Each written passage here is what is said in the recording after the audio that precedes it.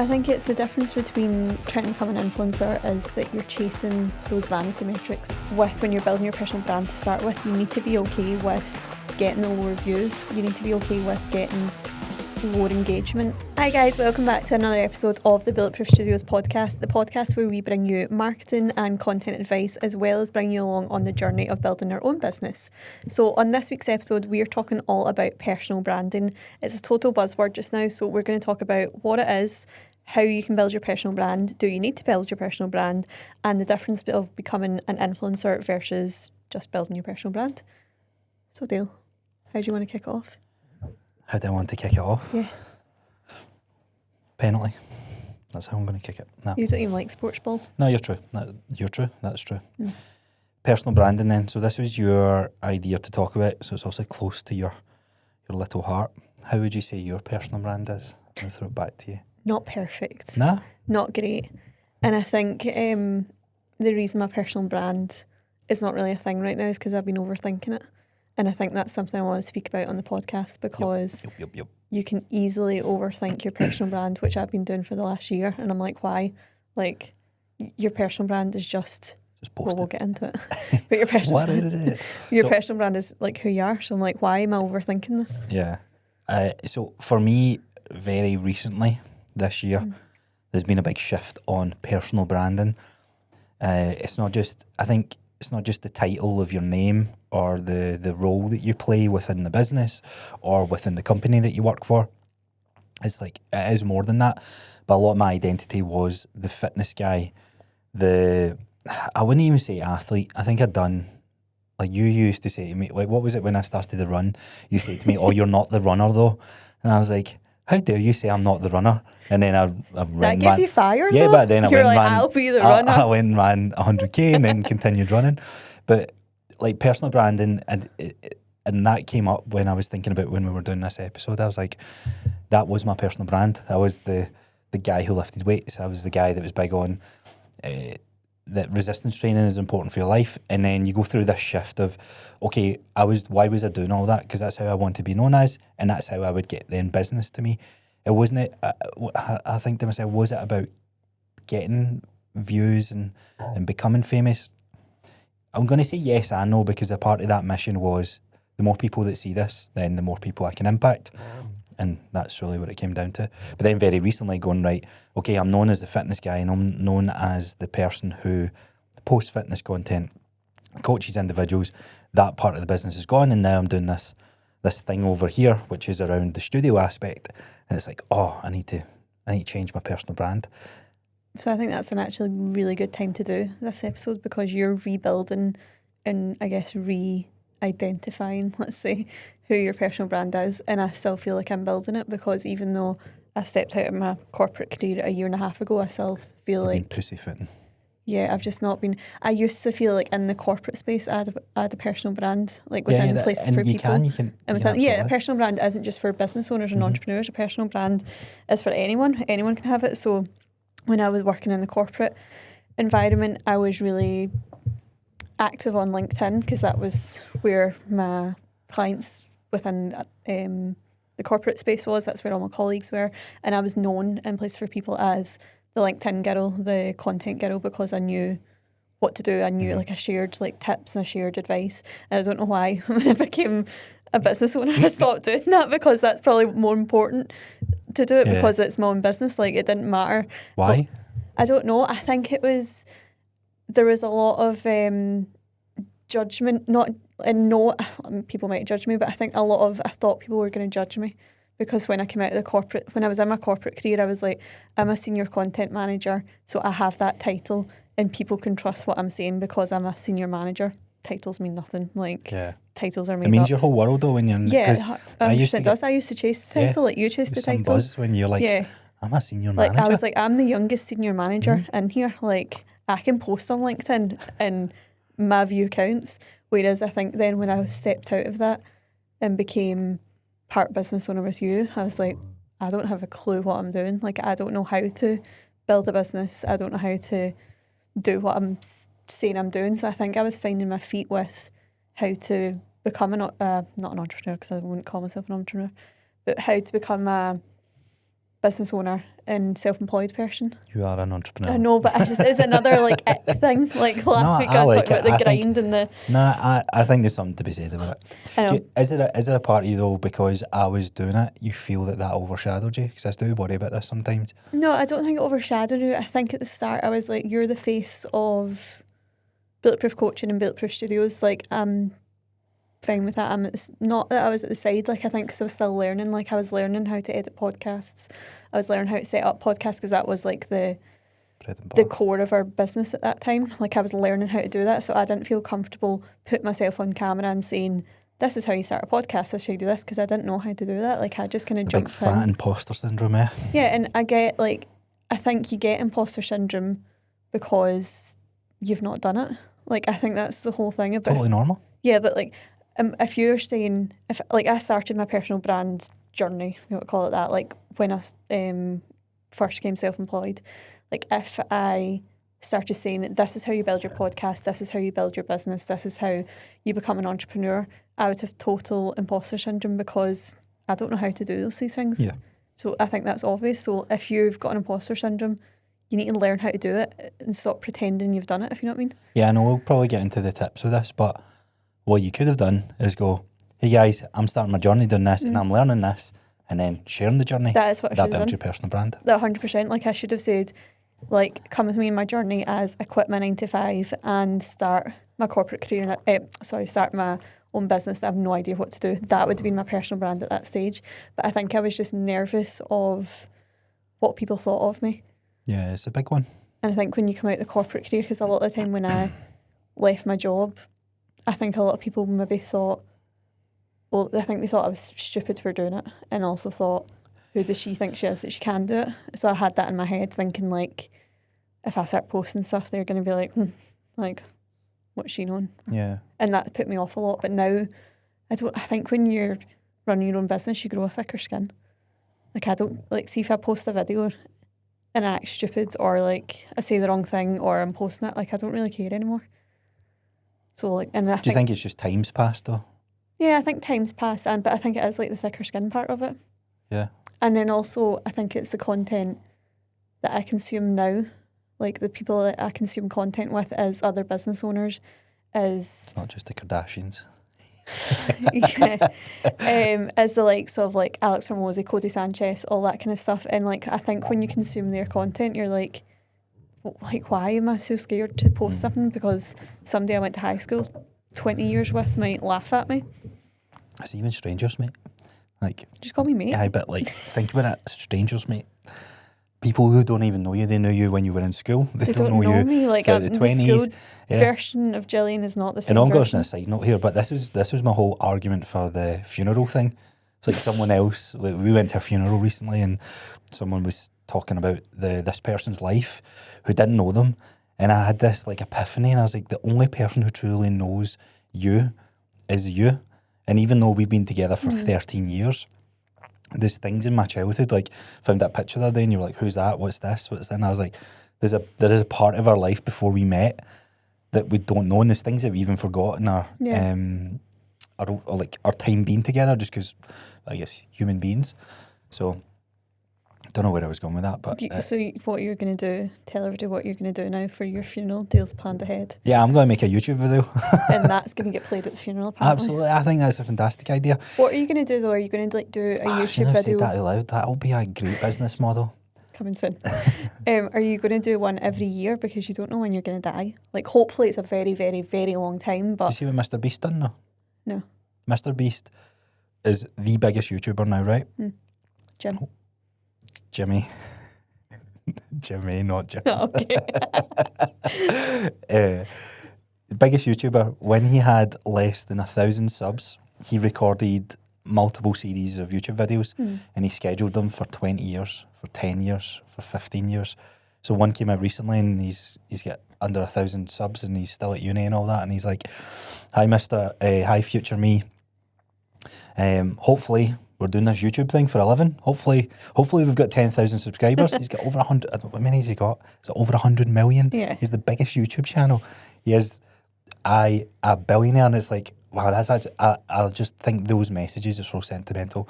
But anyway, we're digressing a wee bit from the personal branding.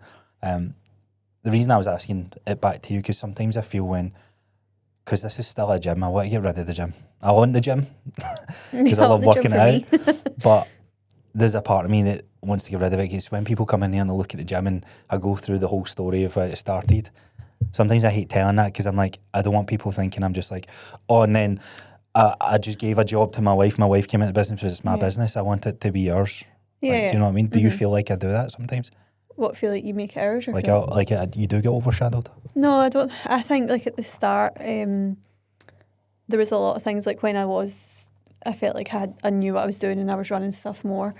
Like there was a lot of stuff like I might have, and it was like stupid stuff in my head. Like I might have edited a podcast and then you sent it, and I was like, well, I wanted to send it because I wanted them to know that I edited it, so it wasn't just like you were sitting here doing everything. Like, but that was just like in my head kind of stuff. But I think like for a while, people did think, oh, it's Dale from Bulletproof Studios. They didn't think it's Dale and Jill. But I think me putting myself more out there in some of our content has helped that, and I just need to keep doing that more, so they know. Like I think now, even just in the last few months of doing the podcast and doing more stuff together, they say, oh, it is Dale and Jill. But I think there's like certain clients that maybe still think it's Dale, but then there's certain clients that think it's me. That makes sense. Like they come directly to me, or when they're messaging this is an example, like when people message Bulletproof Studios on Instagram, so many people call me bro. Cheers, bro. Call me big dog. They'll know who that is, exactly. Scottish bodybuilding podcast. Cheers, think, big dog. Jill's like that. Cheers, guys.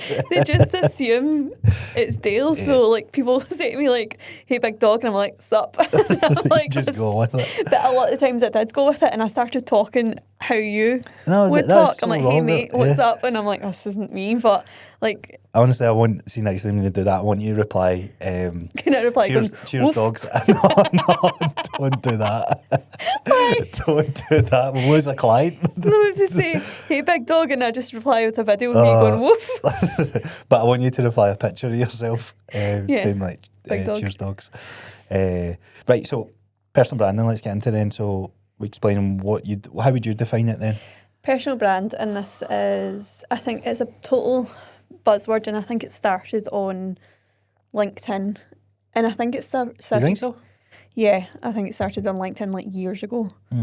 And I think it was authentic to start with. What does that mean? Like real, like people were. I know what authentic means, but like, what do you mean by that? So I think people were honest with it, and like they weren't trying to put up a front of pretending who they were. But I think the more popular personal branding became, you had this personal brand persona, and then you had your real persona of who. Persona? Yeah. Persona. Persona is the thing that you sit into. Anyway, and so the more like popular it got, it became more of an influencery personal brand thing. Yeah. But to me, a personal brand is literally just, and this was a podcast I was listening to this morning, like they defined it in the best way that I've heard. It's like who and what you identify with is what your personal brand is. Who, like if you're identifying yourself with, or you're mixing with certain people or associating with certain people and certain things, that's how your client avatar, or that's how other people see you. So if people come on our podcasts, they will be associated with us, and hopefully they're okay with that. But like that is what your personal brand is. It's just who you are and what you do. Like it's as simple as that. I don't think it needs to be complicated at all. Complicated, fluffy, and like it should be who you actually are. You shouldn't have your personal brand self and your at-home self. It should be together. I think there's a part of that though. There is definitely like dickhead personas and people who are just not nice to be around, and sometimes they can put on a front, or they don't want to show that side of them because then it may hinder their business or hinder their growth and that sort of stuff. And I think that's like the tricky part about it. But the craziest thing about this whole situation is there's always someone that's going to like that style of your opinion. So you look at politics as a perfect example. Whether you're for one side or for another side, there is supporters on both ends. Yeah. You look at the mad genocide that's happening in the world. Again, there is people on both sides, and it's not like that's personal branding, but it just shows you the influence that people can have, and not to overcomplicate it, as you said, but also not to judge yourself way too much Yeah. about what you're doing. So I like it. Good answer. Look at the things you don't want to be associated with. So we sat down when we were like building our business and we said, we don't really want to be a podcast studio that's associated with influencers. Not that we heavily dislike influencers or anything like that. It's just like, I know you do. But I don't dislike influencers. I know, I dislike we'll go into the that culture. in a second. Like, we don't, because we want to help business owners. We want to be, because that's what we thrive on. That's what we think we know better. That's what we enjoy more. That's what we enjoy doing. So we don't really want to be associated with podcasts for influencers. So like, okay, that's not our personal brand. So it's like, you don't want to be associated with certain products, people, categories. So take them out of the basket. What's left? That's your personal brand. Like, I feel it's as simple as that. Yeah. And I think then that kind of leads you on to like the influencer part of it. Like, a lot of people think when you say personal brand, like if you didn't know what a personal brand was and I say to you, right, go build your personal brand, what kind of things do you think you need to do? Right now? Yeah. Create some sort of content. Yeah. So it's like kind of like day in the life, daily vlogs, selling stuff. Like showing people who I am. That's where my head goes. Like the things that I enjoy, things that I like, the things that I'm doing, things that stress me out, things that go well. And I think but that's also a level of self-awareness that each individual has to get. Because if you just show the good and not show the bad, then you're almost hiding a bit of your identity.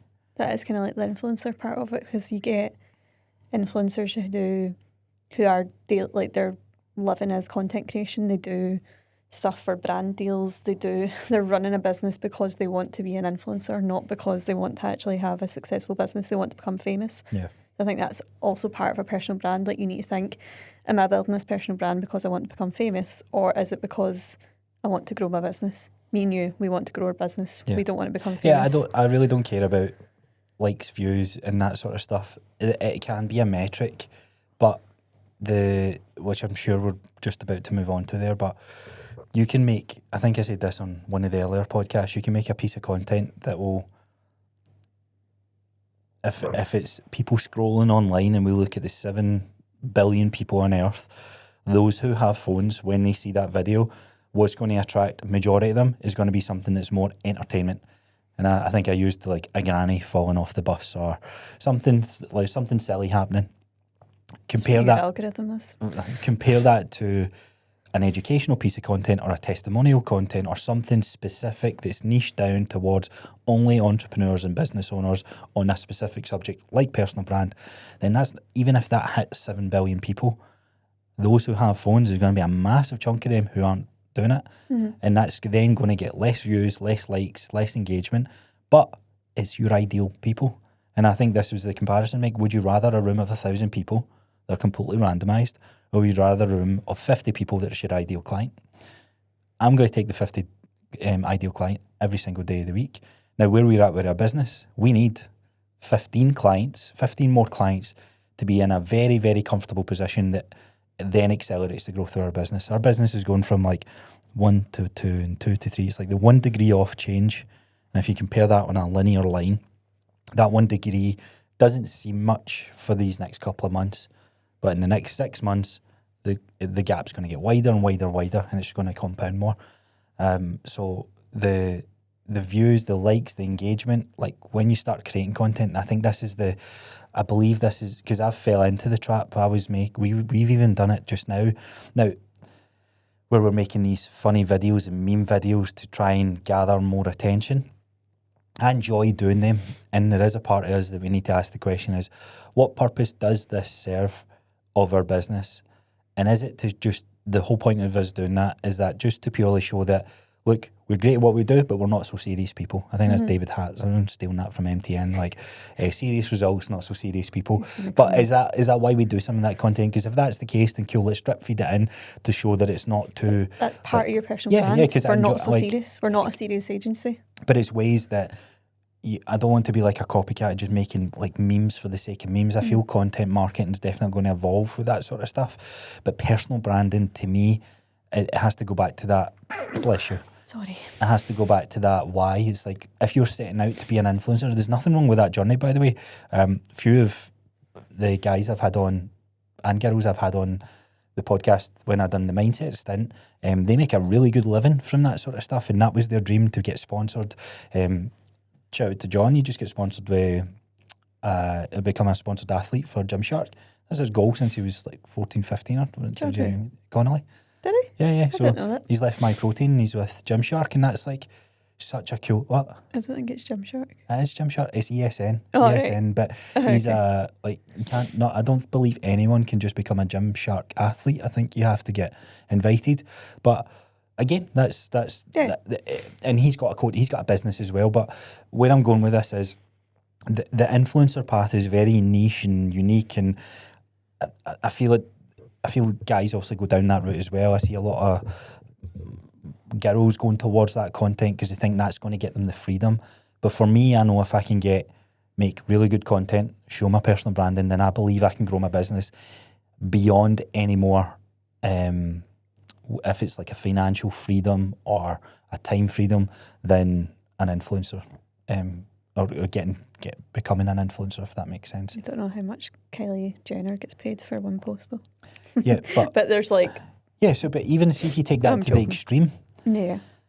And this is the muddied water, because Kylie Jenner can release a makeup product, well done, and sell it out, and it can become a $1 billion dollar business. industry or business. So, in saying that, it's like, right, how do you find the balance between not becoming an influencer but building your personal brand? You look at The Rock, you look at Kevin Hart, they're celebrities in themselves, and when they release a product, 9 times out of 10 they sell out. He does his tequila, Kevin Hart done his, does he do tequila? He done some sort of drink as well. So that side of things is so hard to like grasp and figure out, right, what part do you play in it? But for me, nice, easy, like you said, it's an easy way to define you. I'm not going to hide parts of my life online, and like I have some strong opinions on working out and strong opinions on like men's mental health and how men should act and that sort of stuff. Now that may push some people away and people might not agree with me, but when it comes down to it, like the people who do agree are more likely to sit down and have a conversation with and get on with and all that sort of stuff. I would agree. So how are you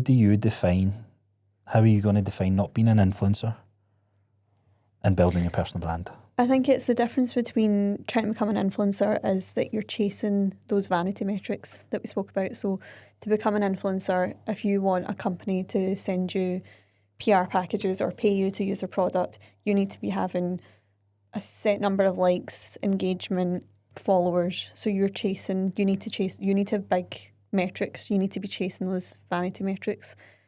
But I think a personal brand, it's like what you've said there, like you don't need those vanity metrics, especially at the start. Like if you're just building out, like we don't need tens of thousands of people to like our content, because we're not looking for that vast majority of people. Like it's not a wide net we're putting out quite a more niche net, saying we help business owners in Airdrie, for example, get more customers. That is like quite a more niche stuff, and we can niche that down even more, like by doing.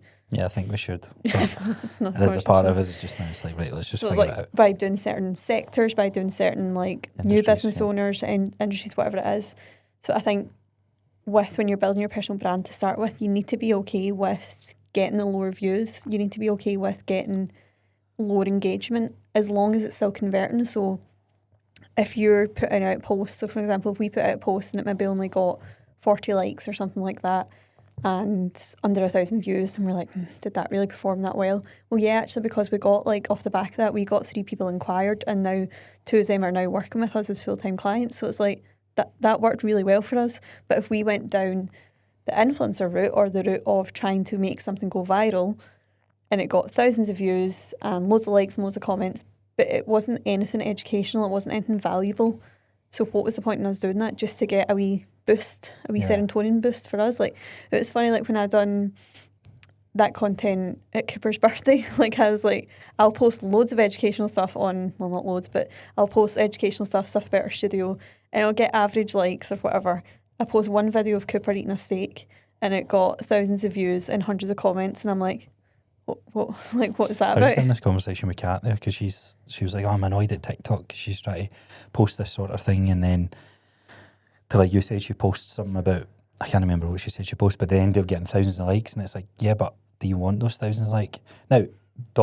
Like is a very strong component of who we are as people. That was gonna be my side note. Like, I'm not gonna stop doing wee videos of Cooper because I like doing that. Like, so if you like doing it and it makes sense, but I'm not gonna quit doing content for the studio because I'm like, right, Cooper's where it is at. He's the one that's gonna make us money. He's gonna be the influencer of the family. He might. But that's what I mean. It's like that you see that first initial spike and you're like, oh, I'm onto something here. Mm-hmm. Maybe I should monetize my dog. Yeah. Like Should when we we? got Cooper during lockdown, I made him an Instagram account. Well, quite a lot of people have done that. So see where I'm at. So I've been posting, and this is where, because I'm not changing, I want to be known more of the guy who's good at giving business advice and marketing advice while building his own business. I want to share that journey. And there's parts of me where I still share wee updates on fitness, and I share updates on becoming a girl dad and all these different things. And there's still a part of me that I ended up taking that post down last night. I don't know, I just didn't. I went, no. I was sharing the TikTok thing with the girl dad versus boy dad on the escalators. I don't know, I woke up in the morning, I was like, I don't want to be known as that, just a guy who's just like being... I was up for 12 hours and then you took it I down. know, but like something hit me when I woke up in the morning. I was like, I don't know, I seen it as like negative, and I don't want to be that cynical guy, that negative guy that's always like throwing shit out there. And there's different things that I could have went about. There's a different way I could have went about that post. So there's that. I'm trying to figure out what that looks like, because I'm like, do I still post fitness content, or do I just, because I still share like the story updates, but like you, facing the same thing, because that whiteboard's there and I want to do that whiteboard video testimonial. And what sometimes it's putting me off is like, I've got all these coaches and people that follow me for fitness are going to look at that and go, the fuck does he know? But that's the internal thoughts. They're not thinking that. Yeah. This is the internal demons, or whatever you want to call it. Like every single person will experience this, and the only way you get better at it is by doing more reps, and that's what it comes down to. I think it's like so that's like getting better at it is the main part of it. So repetition. Like when you start off anything, you're going to be rubbish at it. If you think when you started off your podcast right at the start, like compared to where you are now, and even when we do this podcast now, I feel you're so much better at podcasting than me, but that would be weird if you weren't, because you've done... I got 10,000 hours. Yeah, whereas I'm on our... 10,000 hours of recording. I'm on hour 6 yeah. of doing podcasts, so it would make sense. But like I feel even from episode 1, I'm getting better, because when I've listened back to her episodes and thunk. What the hell is thunk? What the hell? What the hell? I thought, right, I don't come across very confident in the podcast, because I think the first couple of episodes I was really quiet, and I was quite like, I don't know, my voice wasn't projecting, and I said to you, like, oh, we need to put the volume up in my mic, and I'm like, no, it's not. I just need to actually be confident in the way I'm speaking, because I was speaking like a wee mouse. So it's like things like that. It's like you need to be quite critical of yourself in a good way, like not judgmental, but I think it's like looking at, right, what did you do? What performed well? How can we tweak it, and how can we like change Double down on it. Yeah. So it's like it's the same with everything. It's getting reps in, but it's getting reps with intention. So it's not just like we could just continuously do this podcast, and I won't listen back, and I won't look at what performed best or anything like that, and just continue to do it and hope that I get better. Like that's what some people might do, but it's like reps with intention. So it's like, how do you get better at it through repeating it? If that makes sense. No, that's perfect. So just following on from the why then, so why do you post content in the first place? Why do you want to build a personal brand? Probably covering off that aspect is worth mentioning. Personal brand will be the reason why someone spends more money with you than what they can do with someone round the corner. It's what separates you, not being a commodity. So if you look at Pure Gyms versus JD Gyms, they're competing on price and the equipment and the kit out of the gym. You look at Pure Gym versus the Gym Group, which are very similar models. I think JD Gyms are actually 24 hours as well, but typically you wouldn't compare a JD to a Pure Gym. Now, for me, I look at Pure Gym and the Gym Group, and the only reason I would go to one or the other will come down to convenience of how far away that is from me. If you don't want to be that, like you want to hit a higher level of marketing or a higher level of customer price, is that the right word? Then finding different ways of, you obviously can change the product, but the other thing you can do is actually change your personal brand. So why would someone come to me in the past and pay £75 for a personal training session with me versus a £25 personal training session with someone else? Are you asking me? Yeah. Or I said if you asked me, you're going to say it. This was what happened. Like the average kind of PT was Yeah. like 25, 30, 35 quid. And towards the back end, I was charging £75 for those one-to-one sessions. I think it's because you spent time building who Coach Crosser is. People knew you as Coach Crosser. You're niched down on, you like to help older clients or people, and when I say older clients, like it was over 30, the majority. We're over 30 now. But like it was the content you were putting out there, it was trustworthy. People trusted who you were and that you knew what you were talking about because you had 10,000 hours of podcast content that reinforced who you were. You put out testimonials to show, look, you didn't just say, this is what I do. You showed how you done it because through your podcast, through your testimonials, like I got Sharon from, and it wasn't about weight loss, it was I got Sharon moving better, I got Sharon doing this, she managed to play with her kids, she managed to do this, and it's like, that's exactly what I want, this is why I'm going to pay more. Are you actually picking on Sharon? No, I picked a random name. I didn't remember Sharon was one of the last clients I had. Oh, sorry, Sharon, I didn't mean that. I just meant, I don't even know if that, like, she's got grandkids, I just picked a random name called Sharon. But people bought into you and your character. And I think there's also a part of it as well, like, they liked the environment when they came into the studio, like the PT studio, they liked the environment because you were always welcoming. We had Cooper, we're a family business. I think people bought into that aspect as well. And that's part of our personal brand. And that's part of our personal brand now as a marketing agency, is doing it as husband and wife and Cooper. And then soon it'll be a family-run business. Yeah, but also I want that to evolve to, like, we've done this so well with other business owners. We are rapidly growing. We have a team of however many people it needs to run that, but more and more businesses want to work with us, not because it's sympathy or empathy or it's like, oh, they're a family-run business. I don't think it's sympathy or empathy though. I think it's though, because I think I would connect more with someone who is a family-run business, or because I like what they're doing, or like I like how they do it. I don't think people would come to us being like, oh, they're a family, they need to put dinner on the table type thing, like we do. But I don't think it's the sympathy part. I think they just like the dynamic when they come in here. It's friendly, it's uplifting. Like, we've had people who've said they've went to other studios because of the convenience part, but they've said to us before they've went, or just after, being like you might have seen, we were at a different studio, it's just because it's nearer to us. Like, we love you guys, like we really want to keep working with you guys, but just like every now and then we need to use that other studio because it's nearer to us. It's like, that's fine, but it's just we've built that relationship with them. Yeah, it's a good point, because people will still travel further. Yes, because there's maybe a better product on offer.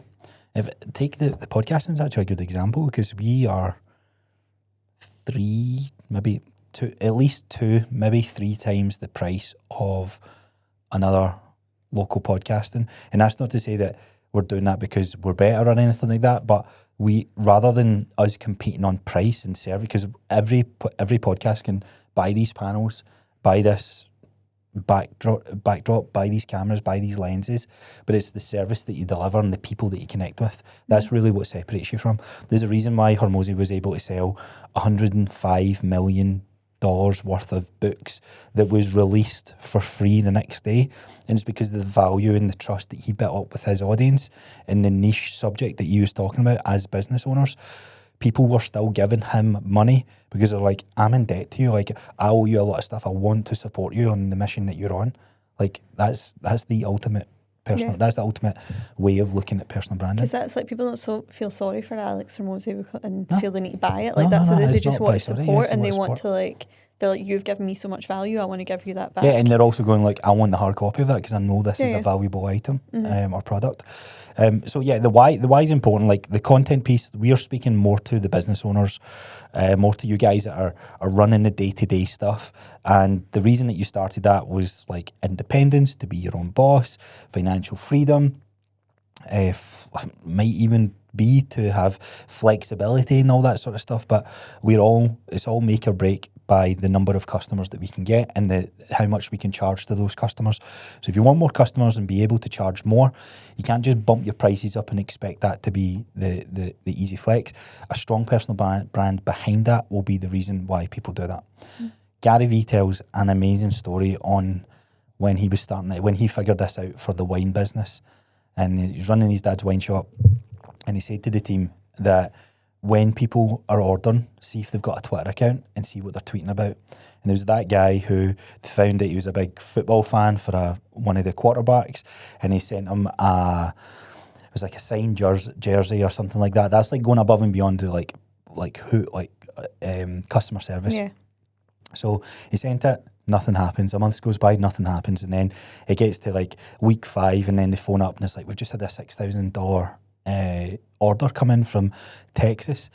And he's like, okay. And he's like, so it wasn't from this guy, but it had a note in it. And that guy knew someone and then told the story about the service. The guy didn't even reply to like Gary's wine shop or whatever it is, or his dad's wine shop. And the guy wrote a note. He goes, my friend told me about the story. And then he was like, P.S. Great service. P.S.S. I'm a massive such and such fan, and started creating that relationship with them. That's also a way of personal brand. We're talking about content here, but it's also how you interact in your day-to-day, the people that you help out, the service that you deliver, and the customer experience or the customer service that you have.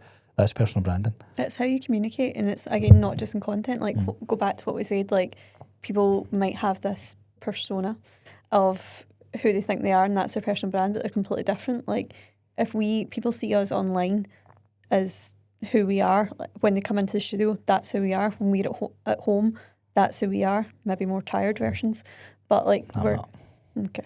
But like it is like how you communicate on all levels. Like it's not just on content. Obviously, content is how you get your personal brand across mainly.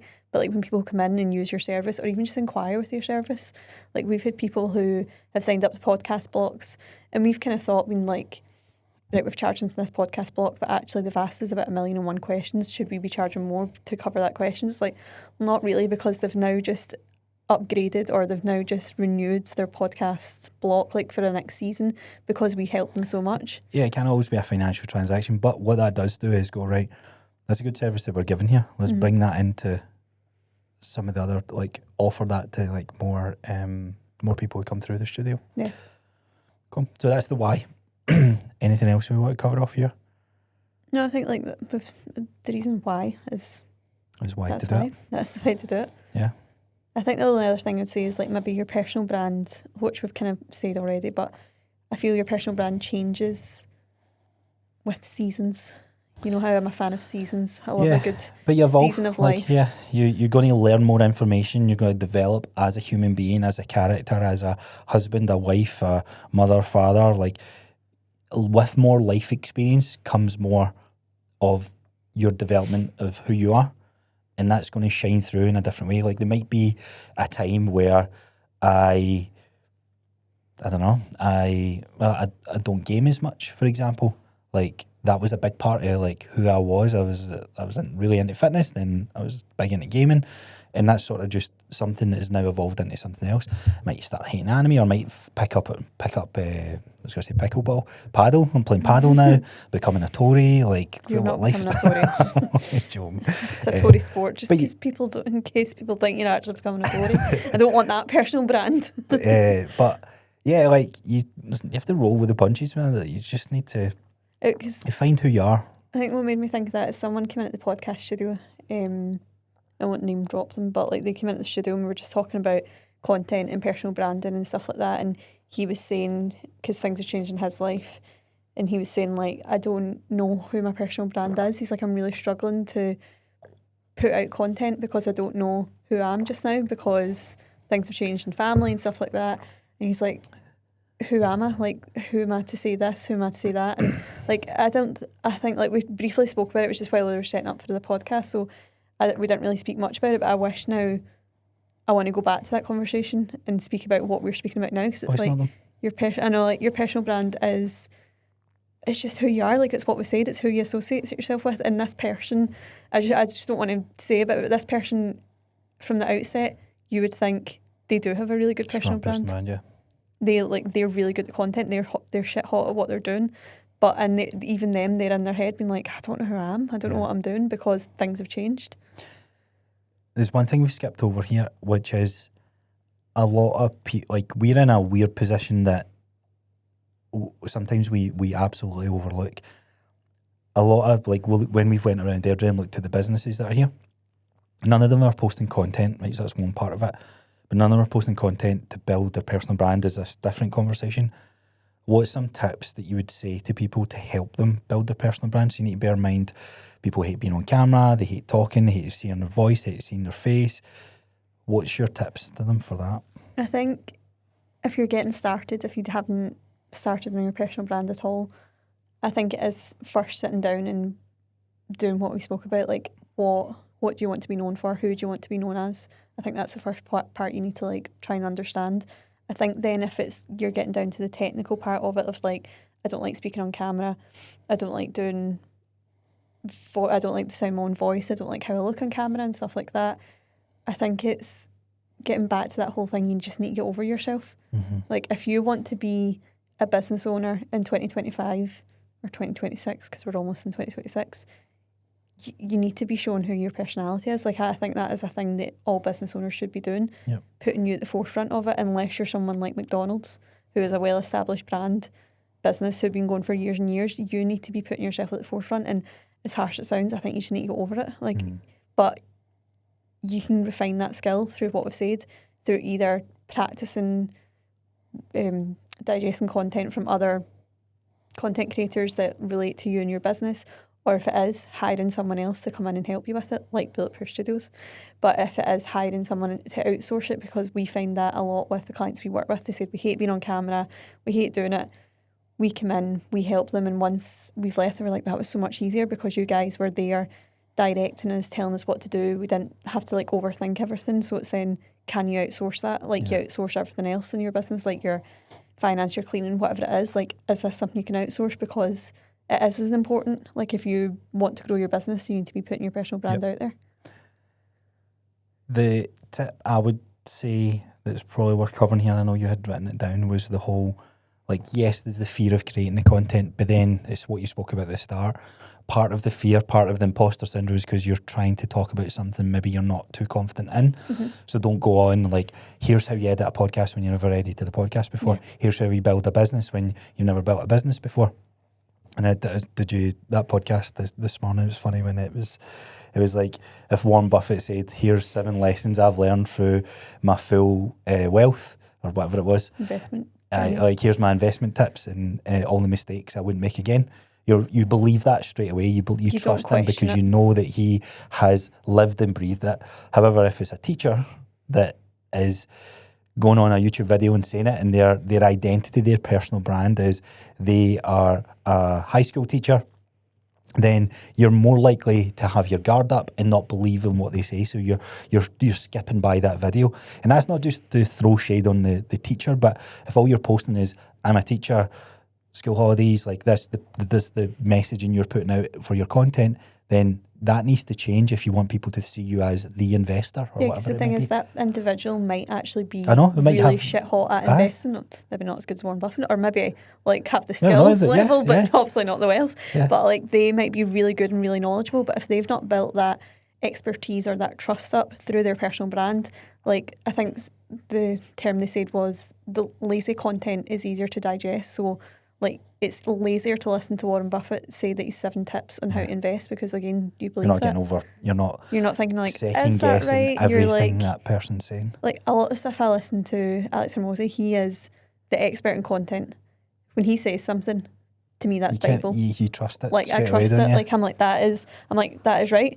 But then whereas someone might be listening to us right now and be like, what? Why? Like, is that right? Is that's that not how you're right? communicating in as well. It's like try to put a spin on it that here's our advice. And I would always say, I've never actually said it yet here. Always listen to like what has to be said and make your own decision up on how it works for you. We've all got our own biases and things that will work.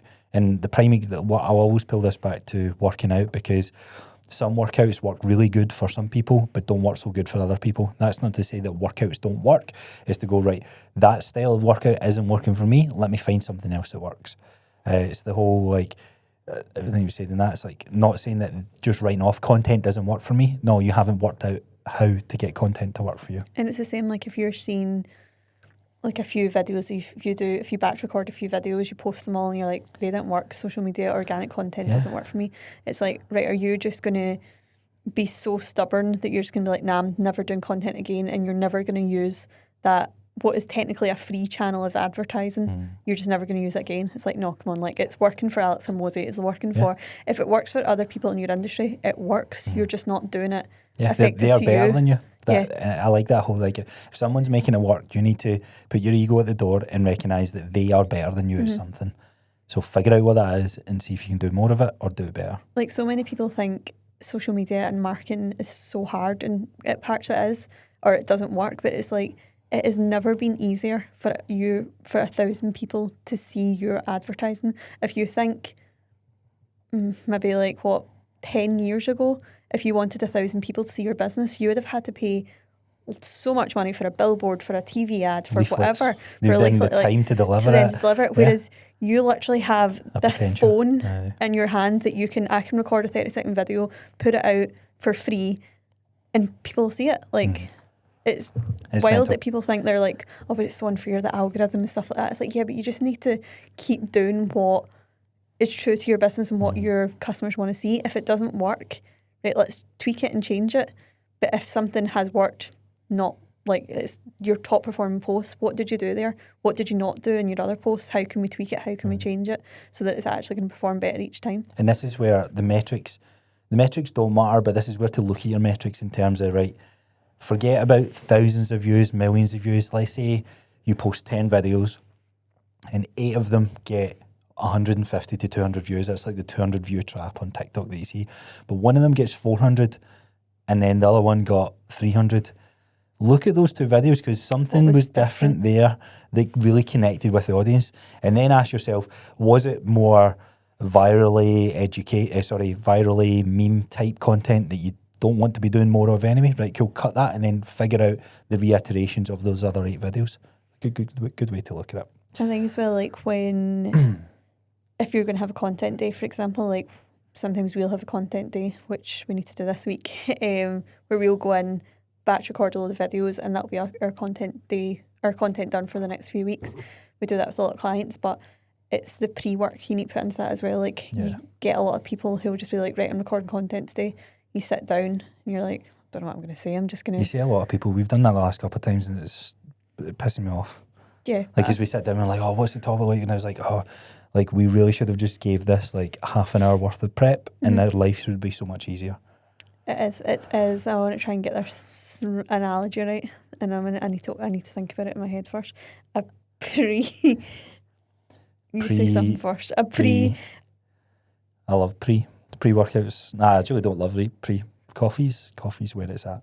For me, I've noticed a dramatic increase in 10 minutes of prep before an interview with someone, before I sit down with them.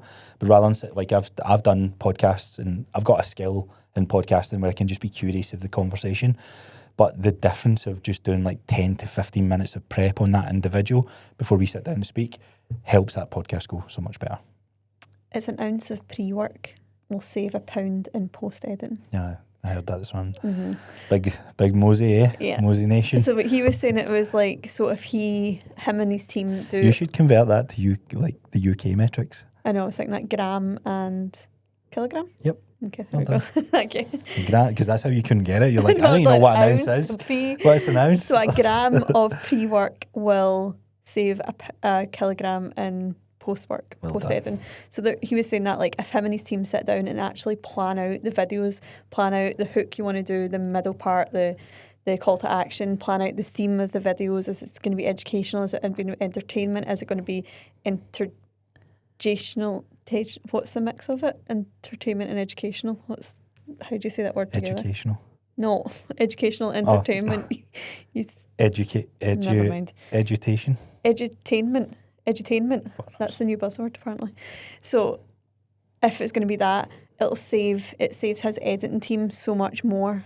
Like, Well, how many times has Fraser came around and went, what the fuck is this? yeah, and then other times he's like, right, cool, that was an easier video to edit because there was a plan. There's a plan, followed. and also even like when we've done content shoots, like if it's just been me and you on the shoot, and then Fraser's editing it, like if we have got a plan, like it was with our aesthetics clinic client, like I had a plan of the videos I wanted to get. We were in and out. We done it, and then at the end of it, it's also like what you do after the shoot. So at the end of it, I went back to my sheet and I was like, right, these are all the videos, these are all the files. I renamed all the files and said, right, this is what it want. This is the inspiration where we got to. This is where we want to do with it. That's your edit. And Fraser was like, that is so much easier to edit. Like it was like, but that was a bit of time that had to be done pre and post, but it meant Fraser's job was a lot easier, my job was a lot easier, so was yours, and the content was so much better in the long run. So it's like putting that time into it to then get the result. Yeah. And that goes for any content, not just personal branding. No, because I was thinking like, can I digress a wee bit to actual personal branding? Maybe do like tips on content creation as one of the next episodes, and just like actual hacks that we've used recently. Because what you're saying about the planning, that's where we have a delivery constraint for our clients just now. We've got clients that we have the month's worth of content, and we probably need to map out the month or 2 months ahead, fill in the gaps and go, right, here's the content we need to film, here's the content we need to do. Yeah. So we're sort of reacting to that part just now. We still do a good job, but to make our lives easier, we need to be proactive with it. So I think good content as well will have a mix. You want that proactive stuff, but you also want to leave space in your content for reactive stuff. So if there's something that's came up in the news or something that's came up in your industry that you're super passionate about and you're like, I really want to jump on and make a video about this, or if Instagram comes out, like for us, if Instagram came out it's and not said in the schedule. Yeah, like sorry, actually this is not in the schedule. We can get this in January the 15th. Like that's that, the next but Friday. a lot of like corporate companies worked like that. Like it done my head in when like we had planned our content out really far in advance, which was great, but then something would come up and I'd be like, can we do a really quick video on this? Like, yeah, but we need to get it approved we need by to get our 7 editor senior in. leaders. We need to get like the editor in to do this. I'm like, I remember the editor in that place, mental. But like mental. It was or more just the editing team was like, yeah, we'll get this back to you in a week. And also I was editing coaching videos at the time. I was like, Jill, that would take 40 seconds to do it. I'm not an editor. But the thing, it wasn't their fault. Like they had the skills to do it, but they were then doing. They had projects like a whole for spring 2026. So it's like, and I get that needs to get done ahead of time, so it needs to get approved. But it's like also let the content team, like, because I was part of the content team, let them have some ownership over these short videos. Because I was like, I can make this video on CapCut myself. No, it needs to be done by the editing team. I'm like, or I could just edit it and then put it out myself. Like it's things like that. It's a balance between speed and quality, isn't it? It's like not just chucking it out for the sake of it, like the happy Halloween everyone, like, and then it's like happy bonfire night. It's like, what the fuck are you doing? Yeah, what is that got to do with your business? Exercise. Yeah, you're just posting like a piece of content. The stuff, like I posted that stupid video last night of you because I found the trend really funny, and that took me 2 minutes to do because it was just a stupid trend I wanted to do. Where if you go onto my TikTok, I basically asked Dale things that he uses on a daily basis, and it was things like aftershave, shampoo, toothpaste, toothbrush. Then he went on to things like his phone, barbell, dumbbell. But the question actually was things that my husband likes to stick up his butt. Don't think it's a video you can explain. You just need to watch it. Anyway, but so it was funny. Like I wanted to do stuff like that, but that was like a raw video that didn't take much to edit. So it's stuff like that. You'll have a mix of stuff. We'll go on to that as like a future episode for content creation. Yeah. Like tips around it and how to plan out. But yeah, I think we'll do our wee content calendar. I think probably one thing I would like good to go over, like if people are starting their personal branding and they're like, I don't know what to post, I don't know how to post about myself, because I think a lot of time posting about yourself can be sometimes really difficult. Like I find it more easier to post about what our clients are doing, different, like posting for our clients as well. Like I find that a lot easier than posting for ourselves, and I think it is sometimes you don't like to talk about yourself. Like sometimes it is a bit of like, how do I talk about myself without sounding like I'm very egotistical. It's a big word for me. But I would say like one thing that I think is a really good thing to think about is like look back in your calendar from the last week.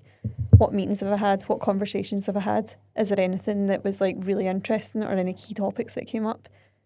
Let's talk about them. That's your content, yeah. For example, we had a couple of weeks ago, we had quite a few clients who were posting reels from their podcasts, and one's they'd posted that reel on Instagram, the quality had dropped, and we're like, what is happening with these? Like, it wasn't, like, it was proper quality when we were providing them the podcast, but the reels were maybe like a bit fuzzy or didn't look right. So it's like, that is content for us to say, how do you get the best quality out of your Yeah, well, you just spoke about it Your with someone who didn't know who they were, their identity, and that's Yeah. what sparked the interest for of this? this So it's episode. like, so it's basically like, what conversation have you had, like, that you can It's the make, easiest way. because Yeah. that is the easiest way, because it's authentic and it's coming from you. Where do you It's think not I got something made up. 300 episodes of Yeah. fitness topics from? Mhm. I basically coached people throughout the week, and when they said, I'm really struggling with motivation, it's like, I've done a really good episode on that.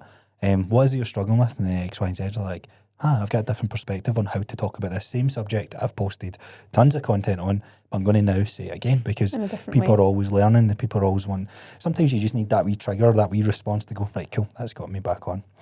One last thing I would say, because it's always the fear of not posting that's probably the biggest thing, or like you said, you're always more judgmental of sharing your own stuff than actually having advice of what your friends should post and all that sort of stuff. But when you break it down, there's a reason you started this. You go back to your why. Whatever you're running your own business or doing the job that you do, there's a why behind that. And if you don't post, you're already bought into the idea that personal branding helps you charge a higher price point, have more customers, have more leads. So if all of that is true and you still are fearful of making that post, then you're choosing not to bet on yourself. You're choosing not to place that investment into yourself to then grow your business. And I would say that Gary Vee is very big on that you don't have to necessarily be the face of the camera, but with AI tools you can have the voiceover stuff, you can have the AI avatar. So there's different, like, there is businesses that are doing that, and if it works for them, then it can work for you as well. So don't write yourself off completely. Try it out at least, and if it doesn't work out for you, then there's always other ways that you can do it. But I think the most important thing is that content creation, whether it's direct or just for direct marketing or just social media marketing, is absolutely vital towards growing your business, your brand, and your overall persona. You're going to say overall Yeah, happiness. I basically say, your overall happiness. Yeah. You're not going to be happy if you're not on social media. No, you'll be That's a lie. happier if you're not on social But media. if you've got a Unfortunately, business, it's just part of the parcel. So, part wrap of up the there. parcel. Part of the Part and parcel. part and parcel. Yeah. Part and parcel. Wrap up there. Yeah, one last thing I just want to say is every day above ground is a good day. What? Every day above ground is a good day. Is this another Pitbull quote? Yeah, I can't do my podcast episodes Yeah, without a I Pitbull actually quote. forgot about it. What do you think of that one, Cooper? You just growled when I said Yeah, that. He's like, oh. here she goes again. Every day above ground is a good day, wouldn't you agree? Yeah. Some people died yesterday. Some people are dying right this second. Right, I just said You are positive thoughts. Yours is more or less the same line. We are breathing. Make it work. Snaps. Snaps for breathing. Right, we'll wrap up there. As always, thank you for tuning in. Thank you for listening. If you made it this far, one of the best ways you can support us is by subscribing to our YouTube channel, which is at Bulletproof Studios Bulletproof Studios. There is, I was going to say fraudsters, but they've had their channels before us. There is more Bulletproof Studios, but we are the only Bulletproof And they Studios. don't do what we do. They I know. do. No, it's they like, do. I thought it was like actual bullet stuff. No, it's studio stuff, but it's in America and Their stuff like that. logo's not nice. It's like Anyway, subscribe if you are over on YouTube. Leave a comment, like the video, all that good stuff. And if you're on Spotify, click that little rating button and leave a 5-star rating if you found us worthy of it. And if you choose not to do it, and we see any more listeners than, I think we've got 2 5-star ratings. So if we see any more listens than 2, then we'll just assume and take it on board that you don't find us 5-star worthy. wow, Yeah. that's upsetting. All right, bye. Bye.